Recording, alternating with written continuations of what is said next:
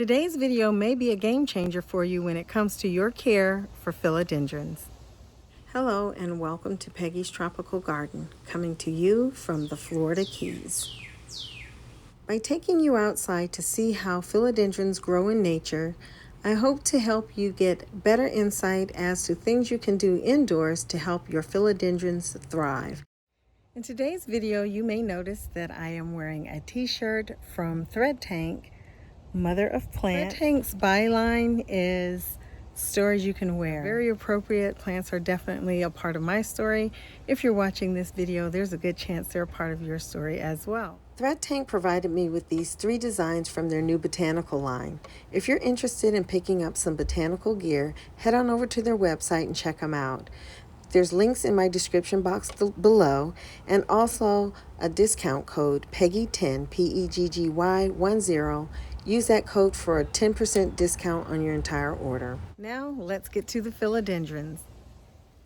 Chances are, if you have several plants in your home, you own a philodendron.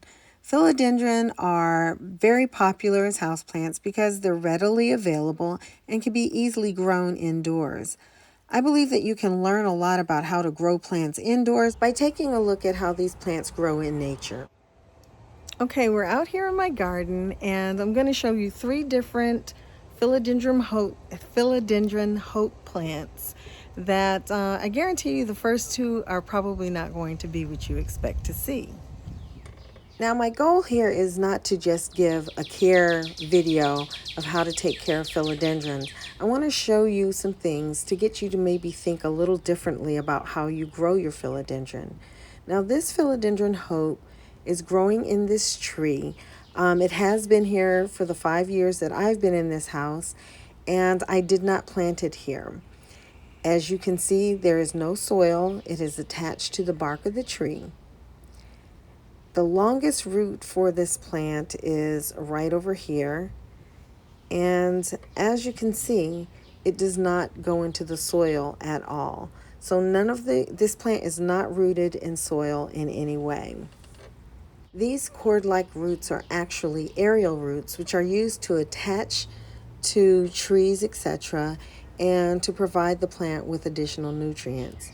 So between rainwater, the moisture from humidity, and the bark of this tree trunk, this plant is getting all the moisture and nutrients it needs. I don't interfere with this plant at all. I just let nature take its course.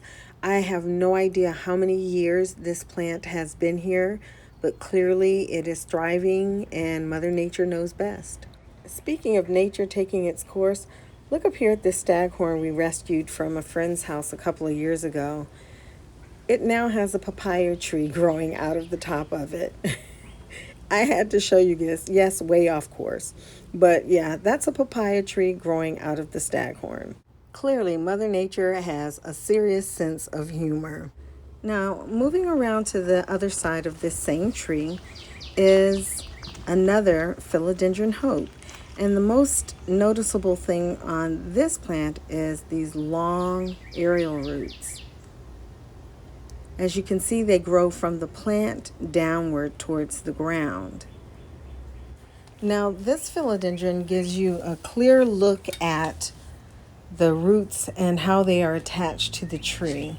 I assume this would give you some indication of how these philodendrons grow in the rainforest, which is where they are native to.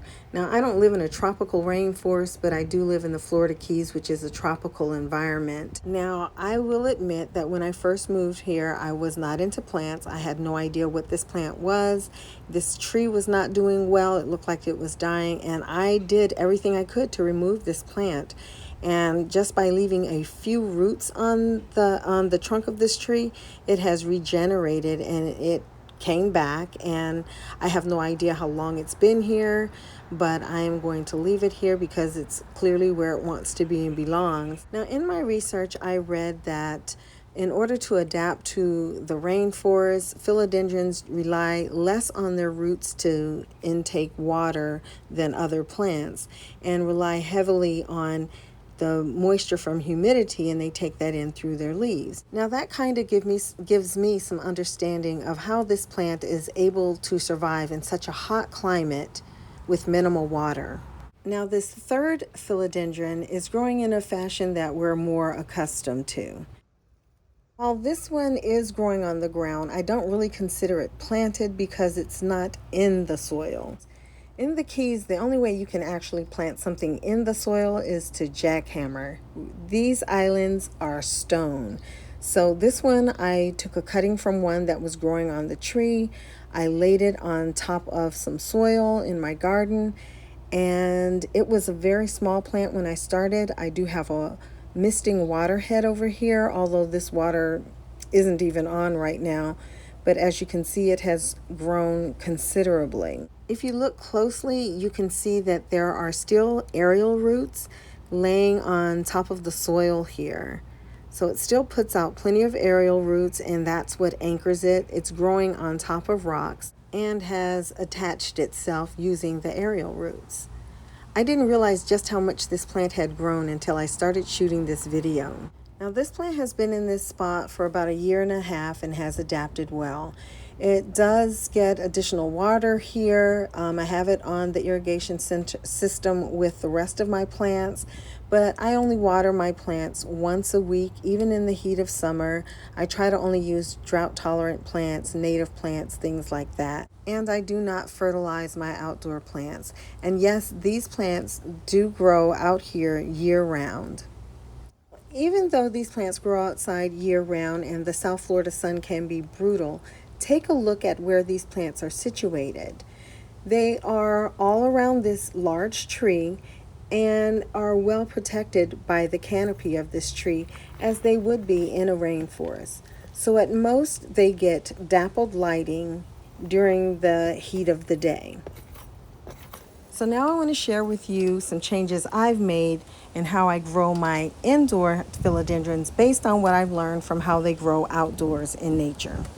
Seeing that philodendron can grow without soil at all, one of the first things I changed was my soil mix. I normally will use 50% soil, 50% perlite, and that works well for me. I also now like to add some orchid bark chunks in there as well to get some air, to allow airflow around the roots. And all of this is definitely a result of seeing how they grow in the tree with absolutely no soil and the roots fully exposed. My plants have responded very well to this mixture. I've also changed the way I pot my philodendrons. Now, this may not be anything new to you, but it was to me. I did not know not to bury the stem of the philodendrons with the thicker stalks. So now what I do is, when possible, I lay it at the top of the soil. The smaller roots I will plant in the soil, and the stalk I will lay on top. And as you can see here, you get a lot more leaves, and the plant seems to do a lot better. This plant I actually had planted in soil at one time. It was planted upright and much deeper. And most of these leaves that you're seeing now really wouldn't have had much of a chance because they would have been under the soil. By laying the stalk on the soil, I'm finding that my plants put out a lot more leaves and tend to be a lot fuller, and there's a lot less chance of root rot. For example, a year ago, this philodendron would have been planted in this pot upright, and the stalk, the part of the stalk that you're seeing now, most of that would have been in the soil. Another change that I made was I made the decision to add a humidifier to my plant setup.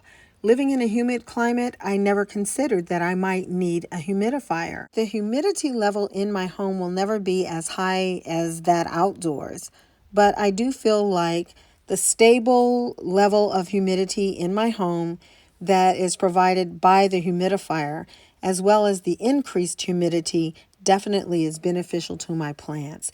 And I notice I can water my philodendrons a lot less, and they seem to be just fine. And those are some of the things that I have learned from observing how philodendrons grow in nature. I hope you found this video informative and interesting. Thank you so much for joining me today. That's about it. Take care, and I hope to see you next time. Stay well.